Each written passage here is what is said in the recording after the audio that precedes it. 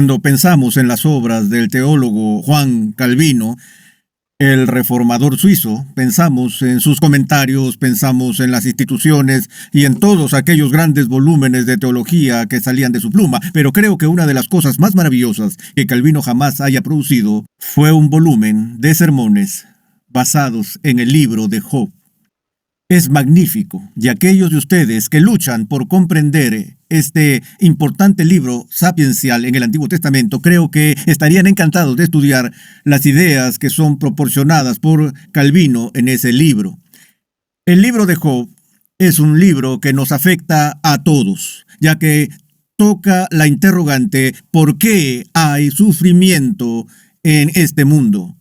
Esta es quizás la pregunta más profunda que tenemos que enfrentar como cristianos. ¿Por qué es que vivimos en un universo que se rige y es gobernado y ha sido creado por un ser que es absolutamente perfecto y sin embargo este mundo está lleno de imperfecciones y de dolor y de fatiga? ¿Dónde está Dios en todo esto? Ese es el motivo central del libro de Job. El escenario donde Job se lleva a cabo es en el periodo patriarcal, en la antigüedad. Es decir, si entendemos a Job como un verdadero personaje histórico, asumiríamos que vivió en algún momento cerca del tiempo de Abraham o Isaac o Jacob en aquellos días de la antigüedad. Muchos estudiosos creen que el libro de Job nunca tuvo la intención de ser un relato histórico de una persona real, porque hay tanta naturaleza poética en el libro y algunos lo ven como una parábola extendida o una fábula o algo por el estilo. Pero la tradición está a favor de la creencia de que el libro de Job está tratando de comunicar la historia de una persona histórica real que tuvo un encuentro real con Dios.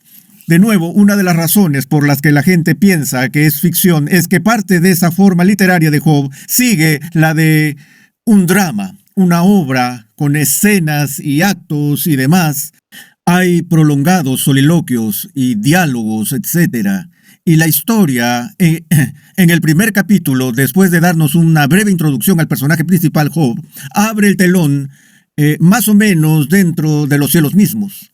Y desde aquí tenemos un vistazo de las cámaras interiores de la residencia de Dios, lo que también ha llevado a la gente a pensar que nunca fue la intención el ser una biografía histórica. Pero veámoslo desde el principio. En el capítulo 1 del libro de Job, leemos esto.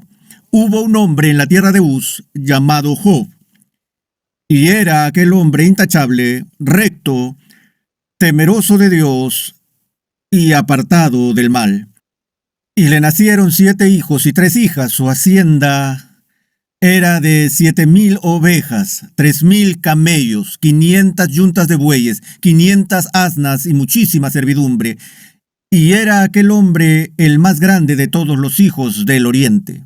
Lo que se está describiendo aquí en este libro, en el vívido retrato del personaje principal, es un hombre de enorme riqueza. Se le representa como el hombre más próspero de su tiempo. Abraham fue uno de los hombres más ricos de su época, pero la descripción aquí parecería indicar que incluso la riqueza de Abraham fue empequeñecida por la prosperidad que poseía este hombre Job. Leemos, sus hijos solían ir y hacer un banquete en la casa de cada uno por turno e invitaban sus 3 hermanas para que comieran y bebieran con ellos. Y sucedía que cuando los días del banquete habían pasado, Job enviaba a buscarlos y los santificaba y levantándose temprano, ofrecía holocaustos conforme al número de todos ellos. Porque Job decía, quizás mis hijos hayan pecado y maldecido a Dios en sus corazones. Así hacía Job siempre. Ven que él es descrito no solo como el hombre más rico de la era, sino también como el hombre más piadoso de la época. Y eso puede ser chocante para nosotros, porque Jesús nos dice en el Nuevo Testamento lo difícil que es para aquellos que poseen riquezas el entrar en el reino de Dios. Si bien tenemos ejemplos en las Escrituras de personas que fueron fabulosamente ricas, quienes no permiten que su riqueza corrompa su devoción a Dios, eso hace que sea aún más sorprendente que el libro describa a un hombre que, a pesar de su abrumadora riqueza, sigue siendo santo y dedicado y justo delante de Dios. Pues bien, el escenario está listo para el conflicto del drama. Versículo 6 del capítulo 1. Hubo un día cuando los hijos de Dios vinieron a presentarse delante del Señor y Satanás vino también entre ellos. Y el Señor dijo a Satanás, ¿de dónde vienes? Entonces Satanás respondió al Señor y dijo, de recorrer la tierra y de andar por ella. Y el Señor dijo a Satanás, ¿te has fijado en mi siervo Job? porque no hay ninguno como él sobre la tierra, hombre intachable y recto, temeroso de Dios y apartado del mal. Respondió Satanás al Señor: ¿Acaso teme Job a Dios de balde? ¿No has hecho tú una valla alrededor de él, de su casa y de todo lo que tiene por todos lados? Has bendecido el trabajo de sus manos y sus posesiones han aumentado en la tierra. Pero extiende ahora tu mano y toca todo lo que tiene. Verás si no te maldice en tu misma cara. Entonces el Señor dijo a Satanás: He aquí, todo lo que tiene está en tu poder, pero no extiendas tu mano sobre él. Así que en esta escena del drama que tiene lugar en el cielo, Satanás entra a la presencia de Dios después de caminar de un lado a otro sobre la tierra, mirando su dominio. Él es el príncipe del poder del aire. Y Dios dice: ¿qué has estado haciendo? Él dijo: he estado mirando la tierra. Es como si Satanás tuviera una alegría diabólica en reportar, ya sabes. Es como si estuviera diciéndole a Dios: he estado mirando mi dominio y todo está en mis bolsillos, todos me siguen. Y Dios dijo: ¿has considerado a mi siervo Job? Y el cinismo de Satanás brota de sus labios cuando dice: sí, Job, claro que he considerado a tu siervo Job. Le has dado a él toda bendición que un hombre puede recibir y le construiste un cerco a su alrededor. Lo has protegido de enfermedad y de ladrones, saqueadores. Le has dado una familia que es maravillosa. Le has dado posesiones y poder y prestigio, todas esas cosas. ¿Ah? ¿Sirve Job a Dios en vano? Él conoce las buenas cosas. ¿Qué estás diciendo, Satanás? Él dijo: la única razón por la que Job es devoto a ti es por todo lo que él recibe. Él dice: déjamelo a mí.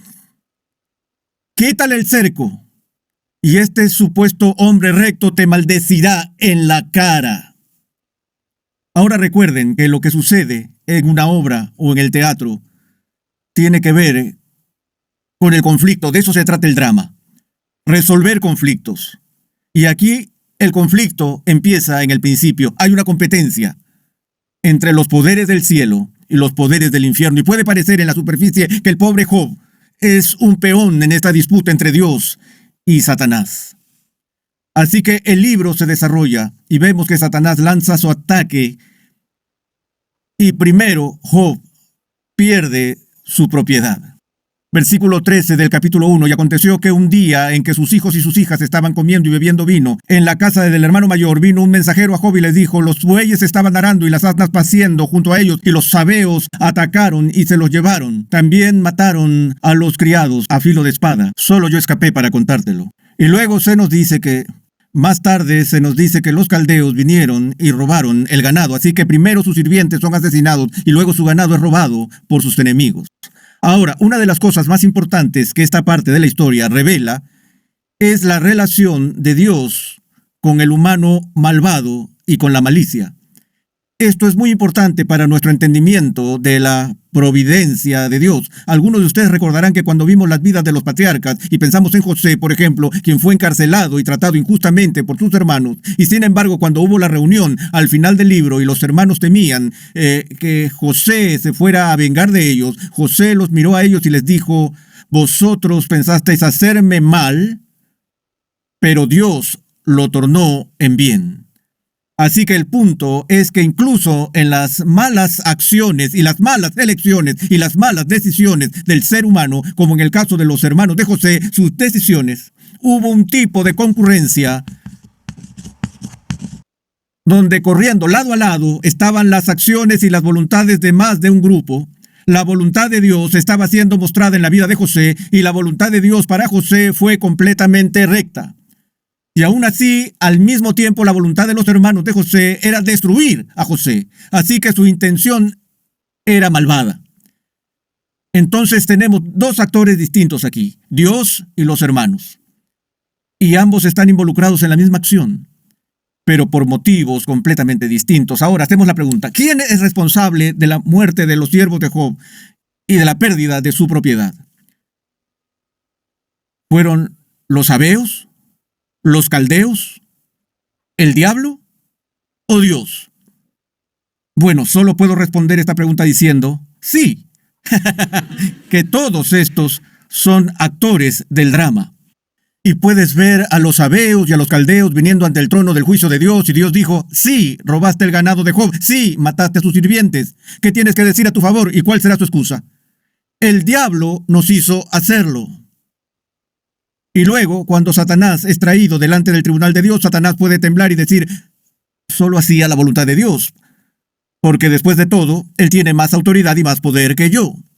Y vemos aquí, de nuevo, el concepto de la concurrencia. No es como si Satanás obligó a los caldeos a que robaran el ganado de Job. Eran ladrones de ganado desde el principio. Codiciaron la propiedad de Job toda su vida, pero no podían conseguirlo porque Dios había puesto el cerco a su alrededor. Y el minuto que el cerco fue quitado, Satanás los incitó. Ellos están de acuerdo con eso y por tanto ayudaron y apoyaron al príncipe de la oscuridad con todo el corazón.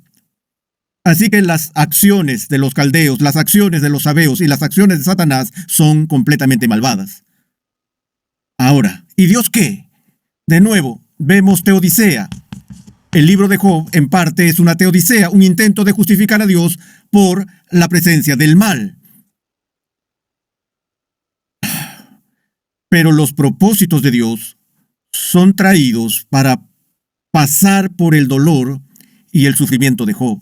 Y de hecho, si hay una respuesta más simple para el tema básico del libro, y la respuesta a la pregunta ¿por qué sufrimos? La respuesta es para la gloria de Dios.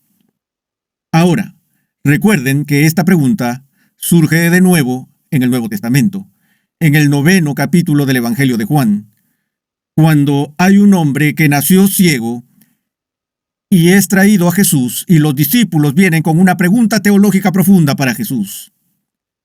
La pregunta es, ¿por qué este hombre nació ciego? ¿Fue por su pecado o por el de sus padres?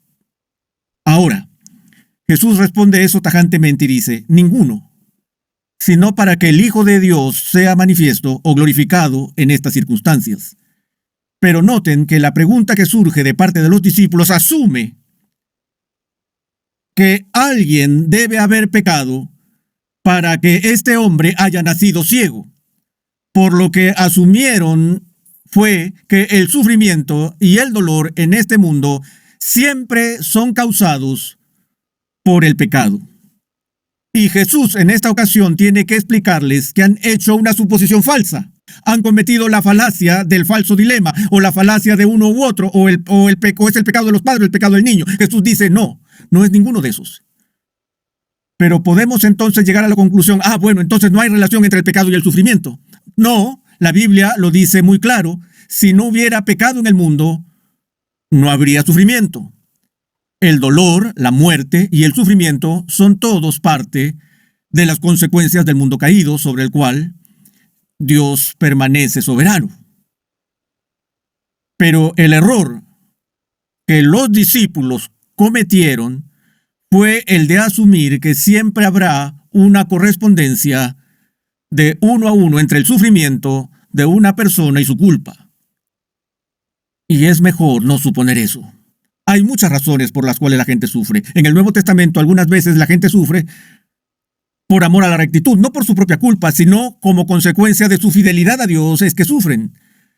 Algunas veces son llevados al sufrimiento por la mano de Dios para su propia santificación, ya que el dolor se convierte en el crisol para la santidad.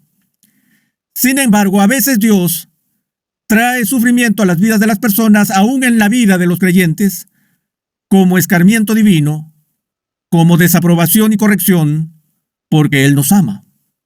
Así que no podemos asumir que el sufrimiento que encontramos está exactamente relacionado a mi pecado, pero tampoco puedo asumir que no tiene nada que ver con mi pecado. Así que cuando estoy sufriendo, miro al cielo y digo, ¿por qué Dios? Si esto es por algo que he hecho, me arrepiento. Pero esto es lo que le pasa a Job. El sufrimiento se amontona, él pierde todo. Su cuerpo está lleno de quemaduras y está sentado sobre una colina de estiércol y se está rascando su piel con pedazos de cerámica y está en total miseria. Y así los amigos de Job vienen a él para darle guía y consejo. Y básicamente en este drama, la guía y el consejo de los amigos es esta: Job está sufriendo más de lo que jamás hemos visto a alguien sufrir. Eso solo puede suponer una cosa: eres el pecador más grande del mundo.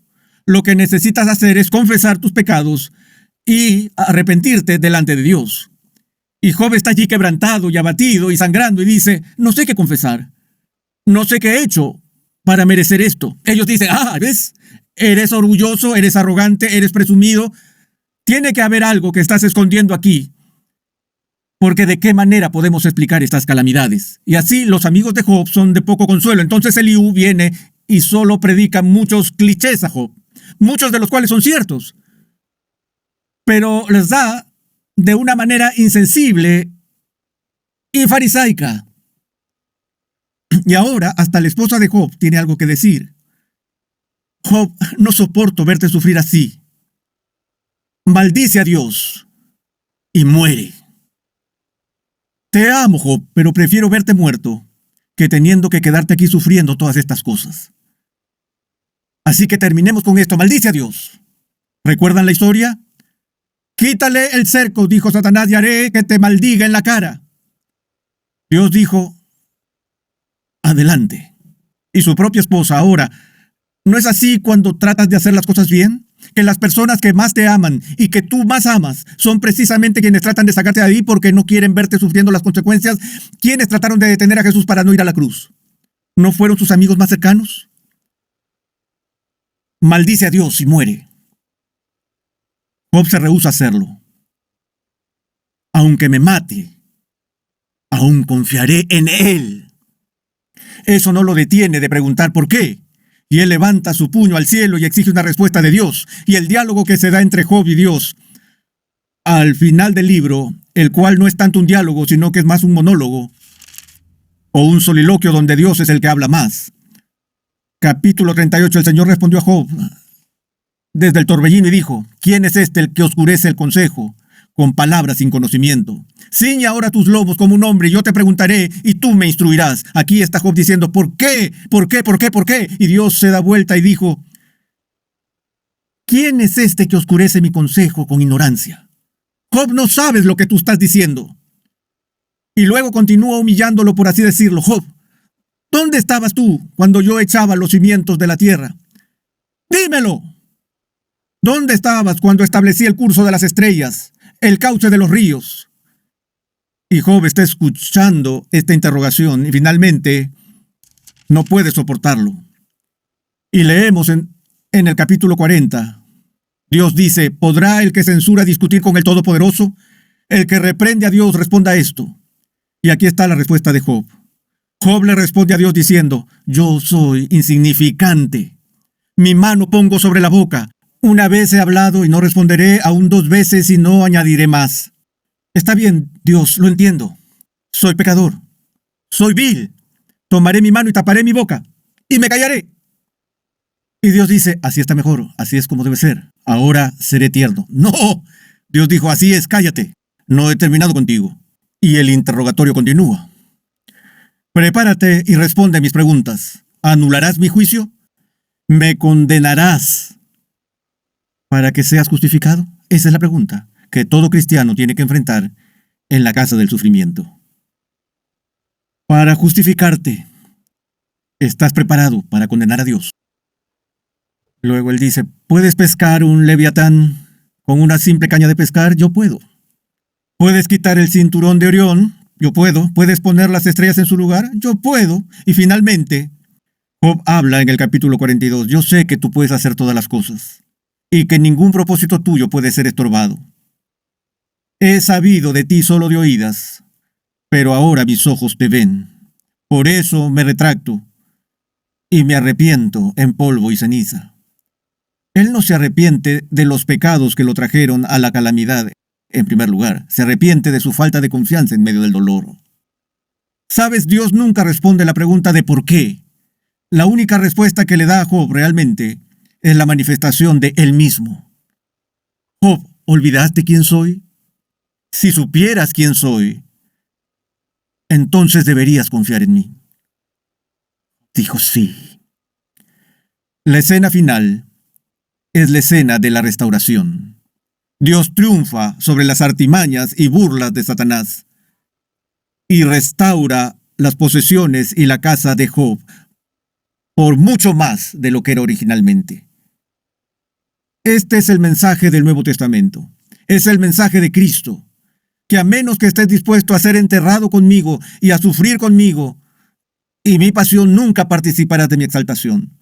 Pero los que se unen a mí en mi muerte participarán en mi resurrección. Esto nos trae al final de esta sección en nuestro estudio del polvo a la gloria. Hemos cubierto ahora un panorama y le hemos dado un vistazo al Antiguo Testamento. No vimos cada libro, saltamos Cantar de los Cantares y un par de porciones pequeñas de los profetas menores, pero recuerdo la práctica de Lutero durante su vida, donde hizo un compromiso de leer toda la Biblia cada año. Y él dijo, hago esto porque es como el bosque y los árboles. Él dijo, para mí, mi gran gozo es tomar un libro particular de la Biblia y hacer exégesis cuidadosa y minuciosa, viendo cada capítulo, cada párrafo, cada oración y cada palabra. Es como examinar los puntos finos de una sola hoja de un hermoso árbol. Él dijo, pero a veces puedes enfocarte tanto en el detalle de esa sola hoja que te perdiste cómo esa hoja no solo está en el árbol, sino en el bosque.